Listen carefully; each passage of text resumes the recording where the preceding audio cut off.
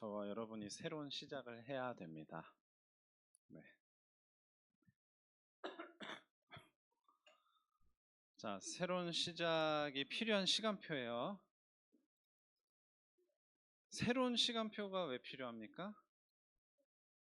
언제든지요, 머물러 있으면 안 돼요. 네. 우리는 언제 새로운 시작을 했냐면요, 구원받을 때 새로운 시작을 했어요. 그래서 우리가 받은 구원보다 더 가치 있는 거는 사실은 세상에 없습니다. 그러면 뭘로부터 구원받은 거예요? 구원받았다고 할 때 우리가 구원받아야만 하는 상태가 있는 거예요. 상태가 구원받지 않으면 안 되는 상태. 구원받지 않으면 안 되는 뭐가 있는 겁니까? 문제가 있는 거예요. 문제. 그러니까 문제를 모르면요, 문제가 뭔지 제대로 이해 못하면 복음도 이해를 못하는 거예요. 자, 그래서 문제가 뭐였습니까? 우리가 무엇으로부터 구원받았습니까? 하나님을 만날 수 없는 상태로부터. 그래서 사람이 노력해서 하나님 못 만나요. 근데 세상에서는 그렇게 생각 안 하거든요. 착하게 살면 하나님 만나는 것과 비슷한 상태가 될 수 있을 것처럼 얘기해요. 바르게 살면 남을 많이 도와주면 그럴 것처럼 자꾸 얘기한다니까요. 그게 다 본인도 모르면서 속이는 거예요. 본인도 모르면서. 진짜 구원에 대해서, 복음에 대해서. 자, 모든 사람은 죄 때문에 하나님을 만날 수 없습니다. 로마서 3장 23절이에요. 자, 또 무엇으로부터 우리 구원받은 겁니까? 창세기 3장 문제. 선악과 사건으로 인해서, 그래서 앞에서 말한 하나님 떠난 상태가 된 거거든요. 선악과는 저와 여러분이 따먹은 게 아니에요. 그렇죠? 누가 먹은 겁니까? 우리 조상인 아담이 먹은 거예요. 아담이. 그런데 이제 그 사망의 상태, 하나님을 떠난 상태가 모든 사람에게 이르게 된 거예요. 모든 사람에게. 아담 한 사람의 범죄함으로 인해서. 그래서 이제 그게 로마서 5장에 쭉 나오죠. 한 사람으로 인해서. 그래서 반대로 구원도 한 사람으로부터. 누굽니까 그게? 예수님이죠. 아담 한 사람으로부터. 그래서 예수님은 두 번째 아담이 되신다. 첫 번째 아담은 모든 사람에게 사망이 들어오게 한 아담이고, 두 번째 아담은 모든 믿는 자에게 생명이 들어오게 하는 그런 두 번째 아담이 되신 것이다. 그래서 우리가 선악과 안 먹었으니까가 아니에요. 우리도 선악과를 먹는 그런 영적 상태에 똑같이 있는 거란 말이에요. 그래서 그 문제를 해결할 수 있는 방법이 구원이다. 그 구원밖에는 없는 겁니다. 그래서 우리를 구원해 주신 거예요. 하나님 떠난 사람은 반드시 타락하게 돼 있어요. 그 타락이라는 게 흥청망청 노는 것만을 의미하는 게 아니에요. 타락해서 노는 것만을. 바르게 한다고 하는 것도 타락이에요. 그게 유대인이에요, 유대인. 바르게 한다고 하면서 남 죽이는 거예요. 그래서 그 모든 타락된 상태로부터 건져내시는 게 구원입니다. 그래서 우리는 이 구원으로 이미 새롭게 시작을 했어요. 근데 아직 못한 렘넌트들 있을까요? 그것은 스스로 돌아보시기 바랍니다. 나에게 정말 참된 생명 예수 그리스도가 내 안에 계신가? 그것은 말씀에도 나와 있는 것처럼 스스로 확증해야 됩니다. 그래서 예수님을 믿고 구원받은 생명 가진 사람들은 저런 앞에서 말한 이제 하나님 만날 수 없는 상태, 창세기 3장 문제, 하나님 떠난 타락으로부터 건져내심을 받게 돼 있습니다. 그러니까 이거를 내가 아직 건져내심을 안 받았으면 받아야 되는 거고요. 지금이 바로 구원을 받아야 할 때인 거고요. 이미 구원받았다면 뭡니까? 그걸 우리의 정체성으로 확인해야 되는 거예요. 정체성으로 확인 안 하면 반드시 어떻게 되냐? 불신자의 삶의 흐름에 휩쓸려 가요, 우리 같이. 흑암의 문화가 막 번져올 때 거기에 같이 우리도 빠져서 흘러간단 말이에요.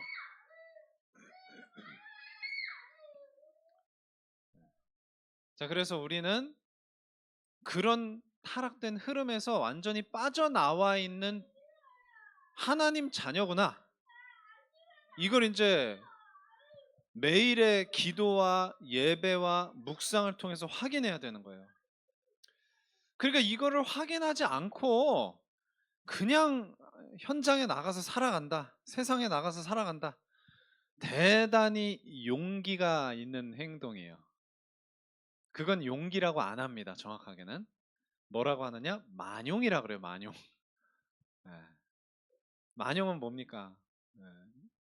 용기는 용기인데 잘못된 용기예요. 거만함이에요. 예. 잘못된 거죠. 그래서 여러분들은 날마다 복음으로 말씀으로 시작해야 되는 거예요. 그게 그냥 복음 말씀 당연히 그게 중요한데 내 신분이기 때문에 내 정체성이기 때문에 중요한 겁니다. 불신자는 복음과 말씀으로 여러분 시작할 수 없어요. 그게 나랑 연결이 안 돼 있어요. 복음의 말씀이 나랑 연결이 안 돼 있어. 왜? 내 안에 생명이 없어. 그 거부감이 딱 드는 거거든요. 그러니까 예수님 믿으라고 해도 안 믿는 거거든요. 자, 우리 렘넌트들의 마음속에 생명이 있다면 복음 말씀에 완전히 연결이 딱 되면서 그것으로 힘을 얻고 하루를 매일의 일과를 시작할 수 있습니다. 그래서 그렇게 안 할 이유가 없는 거예요. 자, 예수님이 구원을 이루어 주시면서 시작한 게 또 중요하게 시작한 게 하나가 있어요. 그게 우리가 구원받은 것하고도 완전히 연결되어 있습니다. 뭐냐? 교회예요, 교회. 여러분, 구원은 교회 안에만 있다. 무슨 말인지 이해되십니까? 아니, 어떻게 교회 안에만 있습니까? 그 말은 무슨 말이에요? 우리 교회 건물 안에 있다 이 말인가요? 아니에요. 모든 믿는 자들이 곧 교회이기 때문에 그 교회 안에 구원이 있어요. 그래서 예수님은요, 우리의 개인을 구원하는 것이기도 하지만 사실 개인이 구원을 받는다. 그거는 내가 개인적으로 믿음을 고백하는 걸 말하는 거고요. 정확하게는 예수님께서 이루신 구원은 교회를 향해서 이루신 거예요. 교회를 향해서. 교회를 구원하신 거예요. 그래서 우리가 예수님을 믿을 때 그 교회 안으로 우리가 들어가는 거예요. 교회 일원이 되는 거란 말이에요. 그러면서 우리가 거듭나서 하나님 자녀가 되는 거거든요. 그 교회를 시작하시는 거예요, 예수님께서. 그래서 예수님께서 뭐라고 말씀하셨습니까? 주는 그리스도시요 살아계신 하나님의 아들이십니다. 베드로가 고백했을 때 내가 이 반석 위에 교회를 세울 것이다 이렇게 말씀하셨어요. 그래서 우리는 그냥 주는 그리스도시요 살아계신 하나님의 아들이십니다. 그것만 생각하지 말고 그것에 반드시 뭐가 따라온다?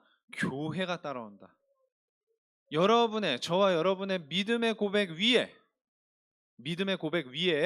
예수님께서 교회를 세우신다. 세우셨다. 그게 바로 나고 우리다. 함께 믿는 우리다.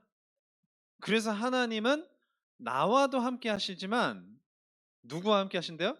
우리와 함께 하시죠. 임마누엘은 우리와 함께 계신 하나님이에요. 그 우리는 뭡니까? 바로 교회다 이 말이에요. 하나님의 백성들의 모임인 교회다. 그래서 이제 예수님이 이 교회의 본격적인 시작을 앞두고 이미 교회는 있는 거지만 이제 정확하게 말하면 교회의 이제 새로운 역사죠. 이제 예수님께서 구원을 이루신 다음에 그걸 이제 뭘 말씀하셨습니까? 모든 민족 제자로 삼아라. 자, 이번 주에 암송 구절입니다. 모든 민족을 제자로 삼아라. 교회는 모든 세계 모든 곳에 사실은 건물이 없어도 이미 존재하고 있는 거예요. 누구든지 예수 믿고 구원받은 하나님 자녀, 전도자가 갈 때 그곳이 바로 교회가 또한 되는 겁니다.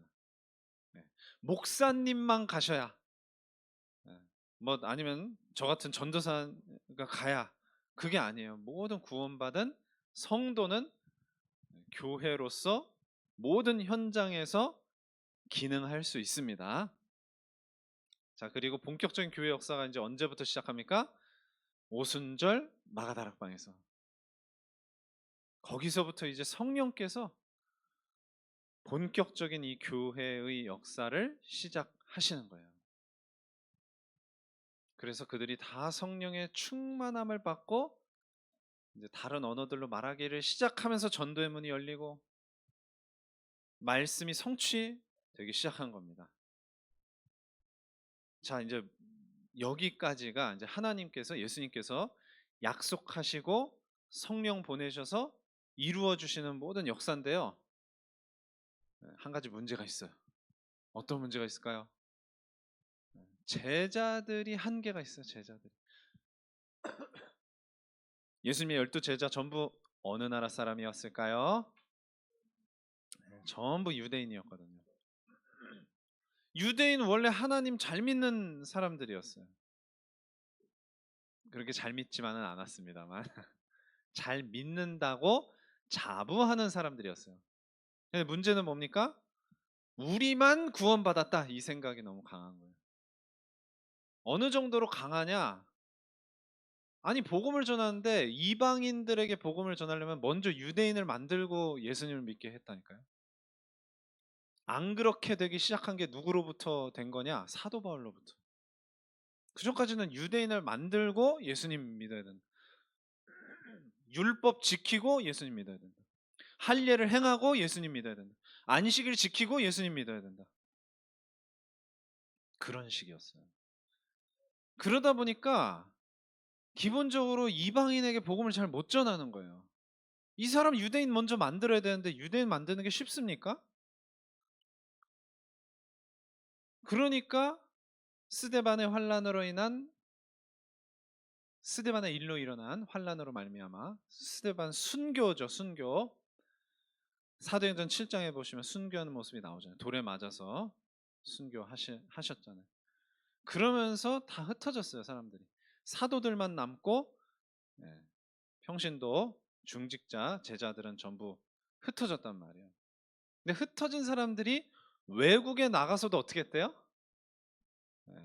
유대인에게만 말씀을 전했어요. 유대인에게만. 그러니까 가장 손쉬운 선택이죠. 먼저 유대인을 만들고 예수님 믿게 해야 되는데 유대인에게만 복음 전하면 유대인 만들 필요가 없잖아요. 여러분, 이게 진짜 전도가 맞습니까? 이게 진짜 아예 선교가 아닌 것은 그들이 선교할 마음이 제대로 없었고. 자, 그러니까 하나님의 우편에 앉아 계신, 부활하셔서 승천하셔서 전능하신 하나님의 우편에 앉은, 우리 사도신경 고백하잖아요. 전능하신 하나님의 우편에 계신 예수님께서 보시고 너무 답답하셔서 어떻게 하셨어요?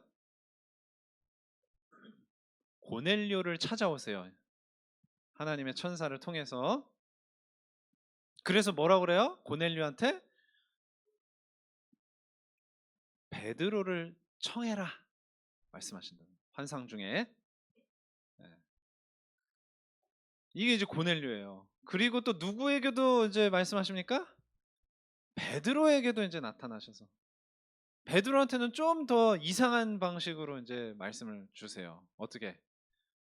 보자기에 그 구약의 율법에 나와 있는 절대 먹지 말고 몸에도 대지 말라고 한 부정한 동물들을 막 싸가지고 내려 보내신 다음에 이것을 먹어라. 내가 부정한 동물 먹은 적이 없습니다. 율법 어긴 적이 없습니다. 하나님 왜 이러십니까? 막 이래요. 내가 정하다고 한 것을 부정하다 하지 말지니라. 자, 그래서 이제 쉽게 말하는 건 뭐예요? 이제 고넬료 찾아올 텐데 이제 복음 전해라 이겁니다. 그래서 이제 두 사람이 만나게 되죠. 할렐루야 하고 복음을 기쁨으로 받습니다. 그 고넬료 집의 모든 사람들이. 베드로가 하나님께서 환상으로 이렇게 계시하지 않으셨으면 고넬료 집에 가서 복음 전했을까요? 이방인 집에 가서 복음 전했을까요? 아니었어요. 그리고 복음 전할 때도 뭐라 그래요? 우리는 유대인으로서 너네 같은 이방인들하고 원래 왕래를 안 하는데 계시를 받고 이렇게 왔다. 그렇게 얘기해요. 그 얘기를 왜 합니까 도대체? 자, 더 문제는 뭐냐? 이 사건 때문에 어떤 일이 일어나요? 시비가 걸려, 시비. 왜 시비가 걸려요? 사도행전 11장 3절에 나와요. 3절. 뭐 때문이래요? 이방인 무할례자라고 그러죠. 예, 이방인들은 할례를 안 받았으니까 무할례자의 집에 가서 뭐 했다고요? 같이 먹었다고, 식사했다고. 그래가지고 시비를 거는 거예요. 자, 그러면 베드로는 거기에 대해서 뭐라고 말했어야 될까요? 여러분들이 정답을 한번 이야기해 볼래요? 뭐라고 얘기했어야 될까요? 베드로가 너네 정신 차려라 이렇게 얘기했어야 되는 거예요. 정신 차려라. 지금 너네 뭐 하고 있는 거냐 이렇게 말했어야 돼요. 예수님의 지상 명령을 다 잊어버렸냐 이렇게 말했어야 돼요. 땅 끝까지 증인되리라 말씀하시지 않았냐? 모든 민족 제자로 삼으라고 하지 않았냐? 만민에게 가서 복음 전하라고 하지 않았냐? 이렇게 말했어야 돼요. 근데 베드로 뭐라고 대답했을까요? 나도 원래 안 갈라 그랬어. 근데 주님이 가라고 하시는데 어떻게? 그래서 복음 전했어. 전했더니 성령 우리가 받은 것처럼 그들도 성령을 받는데 어떻게 내가? 이렇게 말합니다. 굉장히 소극적으로 방어적으로 이렇게 얘기해요. 그러면 안 되거든요. 두드려 깨부셔 버렸어야 돼요. 유대인의 그 선민사상, 율법주의, 전통 다 깨버렸어야 되는 거예요. 깨버렸어요. 정신 차리라고. 자, 그래서 예수님의 대안이 뭡니까? 그게 바로 오늘 본문이에요. 자, 이 사람들이 아까 이미 그 사도행전 오늘 본문 첫 번째 구절이었죠. 11장 19절의 말씀 봤어요. 스데반의 일로 일어난 환란으로 말미암아 흩어진 자들이 교회를 세우려고 그랬던 게 아니에요, 원래는. 근데 어떤 사람들이 우연히 그게 어디예요? 안디옥이었어요. 안디옥에 간 사람들이 우연히 헬라인한테도 복음을 전해 본 거예요. 그게 어떤 의도가 있었다고 보기는 어려워요. 근데 복음을 전해 봤는데 아마 유대인한테 복음을 전했는데 유대인은 시큰둥한데 그 옆에 헬라인이 있었던 것 같아. 근데 그 헬라인이 귀가 쫑긋한 거예요. 그거 좀 잘 말해달라고 스펀지같이 그 복음을 빨아들였던 게 아닐까 하는 전사님의 추측입니다. 순수히 이거는 어디에 나와 있는 건 아니고요. 그러니까 이 사람이 친구 되려고 여러분 복음 진짜 복음 전도 역사 일어나면 그렇게 되잖아요. 여기도 그렇게 쓰임 받으신 증인들이 다 계시는데 또 데려오고 그러니까 막 헬라인들이 유대인은 아닌데 안 믿는데 그래서 많은 헬라인의 무리들이 안디옥에서 예수님을 믿고 있습니다. 이게 어디까지 전해진 거예요? 예루살렘까지 전해진 거예요. 그래서 누구를 보냈어요? 바나바를 보낸 거예요. 그래서 이제 안디옥 교회가 이제 정식으로 세워진 거예요. 뭐 건물을 세운 게 아니에요. 사역자가 이제 목회자가 파송이 돼서 이제 교회가 된 거다 이 말이에요. 그렇게 해서 이제 안디옥 교회는요, 전혀 제자들이 목적으로 의도하지 않았는데 세워진 거예요. 하나님의 뜻으로, 주님의 뜻으로 세워진 거예요. 왜? 유대인의 그 한계를 뛰어넘어야 돼.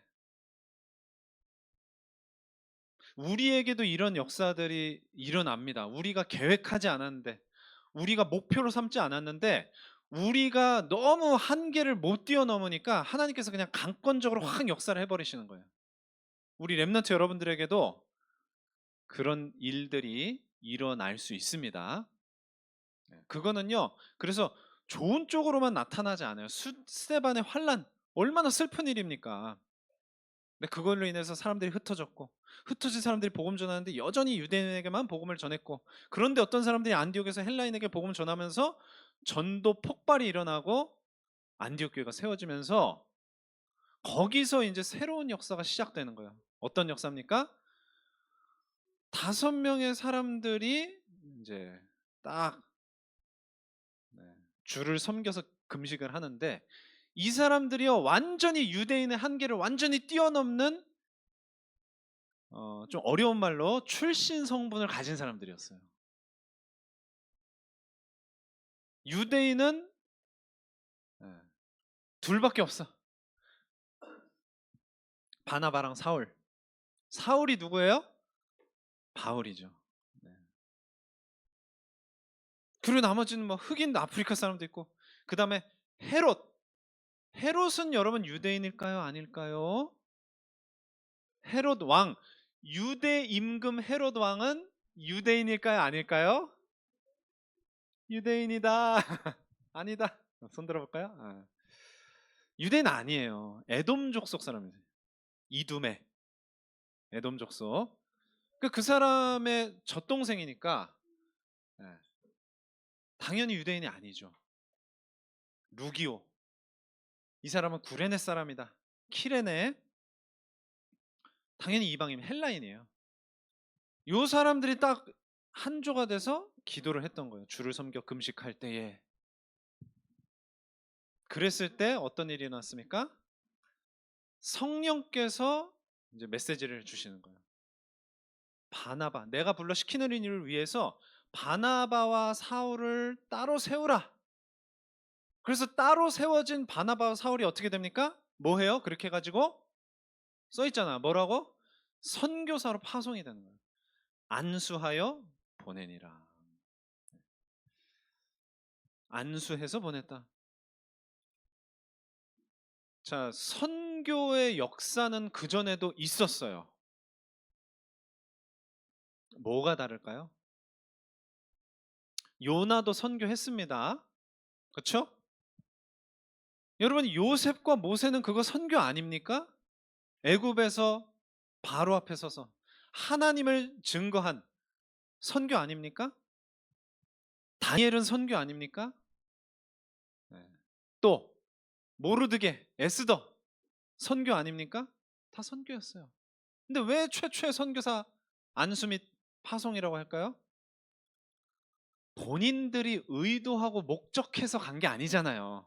노예로 끌려갔잖아요. 포로로 끌려갔잖아요. 물고기 뱃속에 실려서 갔잖아요.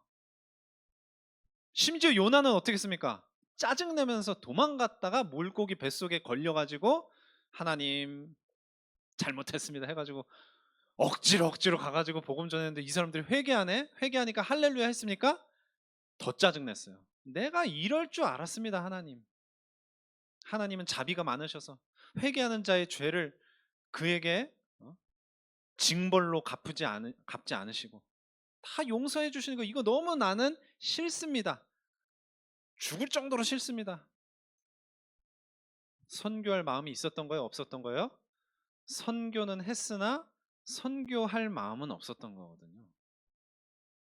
근데 최초로 목적을 가지고 뜻을 가지고 정식으로 선교사가 파송된 것은 사도행전 13장에 와서입니다. 이것이야말로 예수님께서 지상 명령으로 제자들에게 말씀하신 바로 그것이 이루어지는 그 순간이고 그 현장이었어요.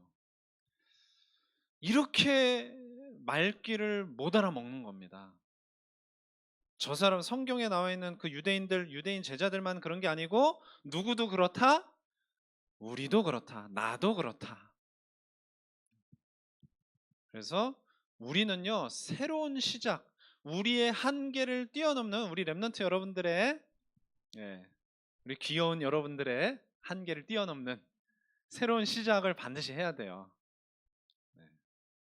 그래서 저와 우리 선생님들이 정말 여러분들이 새로운 시작할 수 있는 그런 발판이 될 수 있도록, 저희들은, 저와 우리 선생님들은 계속 기도하고 있고요. 인도를 앞으로 받아 나갈 겁니다. 그래서 우리는 어떻게 해야 되기 때문에 세계 복음화를 향해서 가야 하기 때문에, 세계 복음화는요 그냥 입으로만 이렇게 쭝얼쭝얼 거리는 구호가 아니에요. 그러니까 구호에 그치면 안 되는 거예요. 구호가 맞는데 반드시 우리가 구체적으로 인도받고 응답받아서 정말 쓰임 받아야 되는 가장 중요한 내용이란 말이에요. 우리는 증인으로 서야 됩니다. 세계 선교하는 증인으로 우리 렘넌트 여러분들 서기를 바랍니다. 그래서 걸림돌 되는 거 다 넘어서는 저와 우리 선생님들과 우리 렘넌트 여러분 다 되기를 기도합니다. 네, 기도하고 마치겠습니다. 하나님 감사합니다. 우리를 창세기 3장 하나님 떠난 그 저주스러운 상태에서 건져내사 구원받은 성도로 새롭게 시작하게 하심을 감사드립니다. 새롭게 시작하였으나 아직도 많은 걸림돌로 인해서 한계를 벗어나지 못하고 계속해서 횡보만 거듭하고 있는 우리의 영적 상태를 주님께서 온전히 갱신시키사 세계복음화의 새로운 시간표로 나아갈 수 있도록 성령께서 우리에게 역사하여 주시옵소서. 우리 임마누엘 경인교회 유초동부의 모든 렘넌트들이 세계복음화의 주역으로 주님께 세우심을 받을 수 있도록 인도하여 주옵소서. 예수 그리스도의 이름으로 기도합니다.